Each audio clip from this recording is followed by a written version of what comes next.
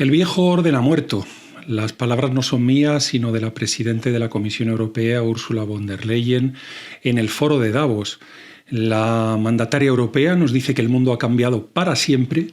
y que lo único que podemos hacer ahora, los europeos y el resto del mundo, es cambiar con este nuevo mundo que se nos ha puesto encima de la mesa. Desde luego es una admisión de una importancia tremenda, no sé si lo han destacado suficientemente los medios de prensa al uso, pero desde luego ahora mismo que los europeos estén admitiendo que el viejo orden mundial, como lo ha llamado la presidenta von der Leyen, ha muerto, es algo fundamental, es algo importantísimo. Un error, en mi opinión, en el discurso es que, de nuevo, los europeos, incapaces de ejercer la fuerza, al no disponer de esa fuerza en lo militar, en lo energético, en lo económico, en definitiva en lo geopolítico, pues esa fuerza al final siempre la intentará ejercer de la misma manera, que es como poniendo dinero encima de la mesa. ¿De acuerdo? Y ahora mismo pues estas inversiones en Groenlandia o en donde sea, que se ponen encima de la mesa, Groenlandia, Ucrania, todos los puntos de conflicto del mundo, pues parece que Europa soluciona los problemas, entre comillas se diría vulgarmente, no con músculo, sino siempre con dinero, ¿no? Pero bueno, esta admisión de la presidenta von der Leyen viene acompañada hoy miércoles de la llegada del mandatario norteamericano, que tendrá un montón de reuniones bilaterales con los socios occidentales, como no puede ser de otra forma. También el presidente norteamericano, apuntalando ese criterio que les hemos dicho desde hace un montón de años, que es el criterio de que lo interesante de Donald Trump en la geopolítica, dejando a un lado si estamos de acuerdo o no estamos de acuerdo con lo que hace, es que ha traído aquello que se discutía, que se conversaba antes en bambalinas por detrás, lo trae delante. Y fíjense en unos mensajes en redes sociales del presidente norteamericano donde ha pegado literalmente la conversación que estaba manteniendo con Emmanuel Macron o con el secretario general de la OTAN, Mark Rutte, quien por cierto le sigue tratando con muchísimo cariño. La verdad llama la atención y pueden ustedes ir y ver estos mensajes, ¿no? Pero el criterio fundamental geopolítico es lo que antes estaba reservado solo para los que estuvieran en los pasillos del poder, ahora mismo pues es accesible para todos. En clave geopolítica, nuestro colaborador Manuel nos informa, con un informe, valga la redundancia,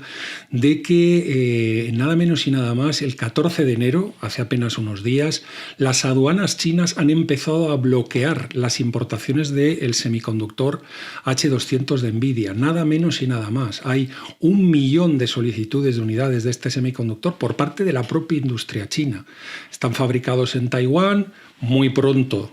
con ese paradigma de cambio que tiene el presidente norteamericano,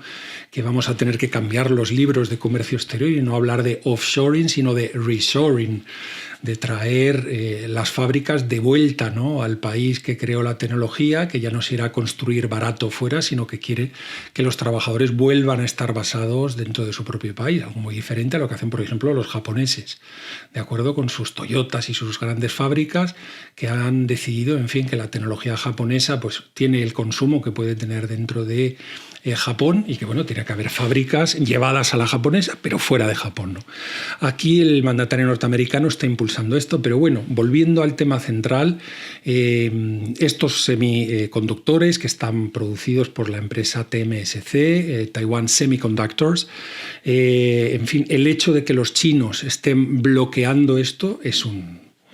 una demostración, pero vamos, de las muchísimas que les vamos trayendo a la mesa, de que el verdadero conflicto geopolítico actual no es ni el colapso del dólar, ni la guerra mundial que va a surgir en Ucrania o en Oriente Medio, sino que el conflicto geopolítico más importante ahora mismo es ese enfrentamiento en el cielo entre los Estados Unidos de América y los chinos. Pero un criterio que les hemos traído tantas veces en programas también con colaboradores nuestros, como por ejemplo Vicente Ferrer, es que a pesar de lo que se sigue anunciando en muchos medios y muchos informes, los chinos tienen unas limitaciones tecnológicas y formativas muy importantes. Es decir, la ingeniería reversa tiene un límite y a partir de ahí pues tiene que venir ya las decenas, si no las centenas de años de experiencia en trabajar con metal, en trabajar con madera, en trabajar con plástico. Y esto, uno, porque hace ingeniería reversa y desmonte un tanque o desmonte un avión, no es tan fácil volver a hacerlo, porque sí, uno tiene las piezas, pero uno no tiene ese conocimiento acumulado acumulativo que dan años y años y años de gestionar la producción en un determinado sector o en un determinado componente, ¿no?, de estos grandes equipos, ya sean industriales, energéticos, militares, de transporte o lo que sea, ¿no? Pero bueno, esta información es muy, muy importante, es decir, demuestra un cabreo fundamental por parte de los chinos. Tienen cabreo porque, es decir, capturar ahora mismo Taiwán no les salvaría, porque ahora mismo, en fin, esta tecnología va a acabar haciendo el reshoring y se va a volver a los Estados Unidos de América y va a estar basada en Arizona, como nos están diciendo ahora los de TMSC. Pero bueno, este es un elemento fundamental. Ya les hemos contado cómo habían parado los chinos la exportación de cualquier producto que ellos produjeran que tuviera muchas tierras raras. Eso ha generado una tensión fortísima y básicamente en los pasillos del poder lo que se ha puesto en la mesa es: oye, los chinos no son amigos y tenían razón los norteamericanos, tenemos que mojarnos a un lado o para otro, cosa que deja, como decimos tantas veces, a los alemanes con el calzón bajado después de estas inversiones brutales en automoción que se han hecho en China, ¿no?, en los últimos años. Yo creo que este es un criterio muy interesante, el que les aportamos, es decir, la admisión del cambio de ciclo por parte de Ursula von der Leyen, la presidenta de la Comisión Europea, la llegada de Trump, un Trump que es un Trump, es lo que hay, y ahora mismo un nuevo enganchón fuerte con los chinos por la razón de los semiconductores. Mientras tanto, bueno, tenemos que anotar que el colapso de Ucrania ya está empezando.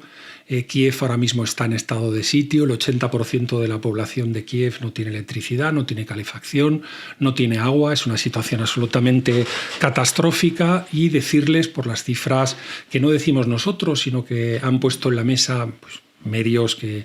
no son ni muchísimo menos prorrusos, como pueden ser la Agence Française de Presse, la AFP, la agencia de noticias francesa, o, por ejemplo, creo recordar el Times británico, que han puesto en la mesa que ahora mismo, solo en el mes de enero del 2026, 600.000 personas han huido de Kiev, y de hecho el antiguo, creo que era boxeador, ¿no?, el alcalde de Kiev, Vitaly Klitschko, ha dicho que por favor se vayan, toda la población que pueda, que se largue de Kiev lo antes posible. Es una situación absolutamente calamitosa para la población y que evidentemente es lo que ha llevado a que los ucranianos pues, se hayan flexibilizado y que estemos, como ya les anunciábamos en las previsiones que tenemos para el 2026, esto nos reconfirma que el conflicto ruso-ucraniano, tal y como lo conocemos, es decir, con muertos, bombas todos los días, va a cambiar de ciclo muy rápidamente, ¿no? Comentar, es un corolario probablemente que nos ha filtrado Bloomberg, algo también muy interesante,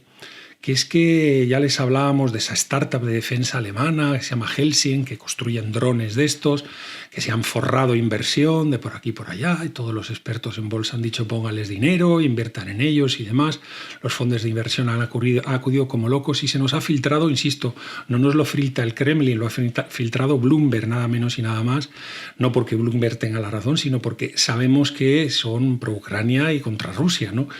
Y Bloomberg nos ha dicho que estos drones, en una demostración al ejército ucraniano el pasado mes de noviembre, no podían ni levantar el vuelo.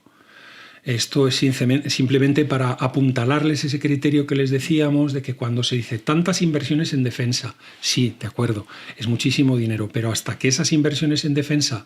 resulten en soldados preparados, equipamiento preparado y algo que tú puedes utilizar en campo, digamos, pues siempre toma muchos años. Esta startup, que desde luego serán buenos y estarán muy preparados y dicen que utilizan inteligencia artificial y muchas cosas, pues bueno, ellos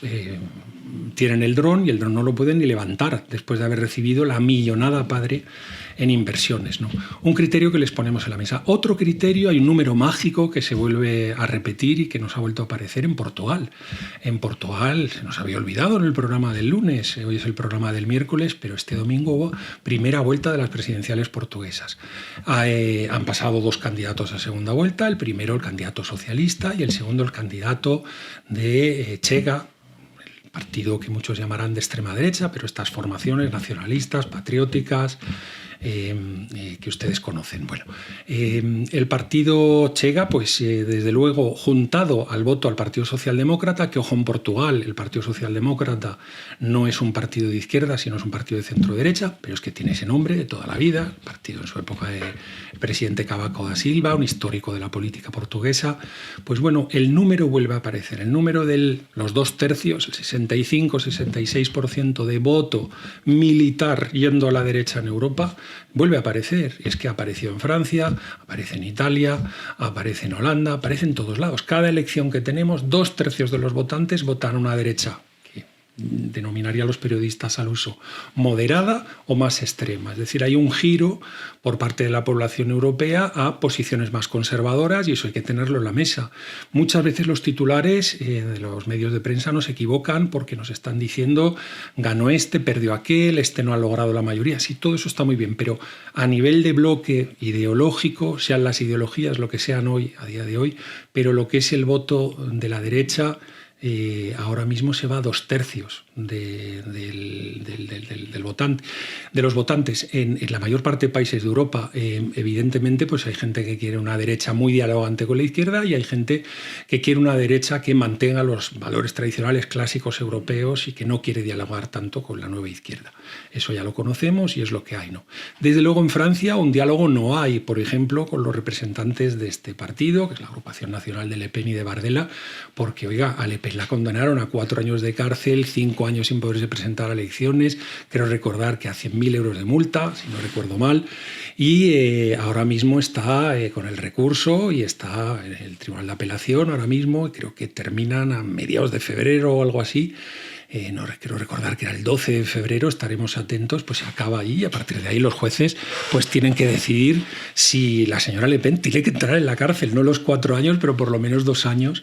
lo cual sería primer candidato de estos partidos fuera quitado del problema para las elecciones presidenciales de 2027, el año que viene.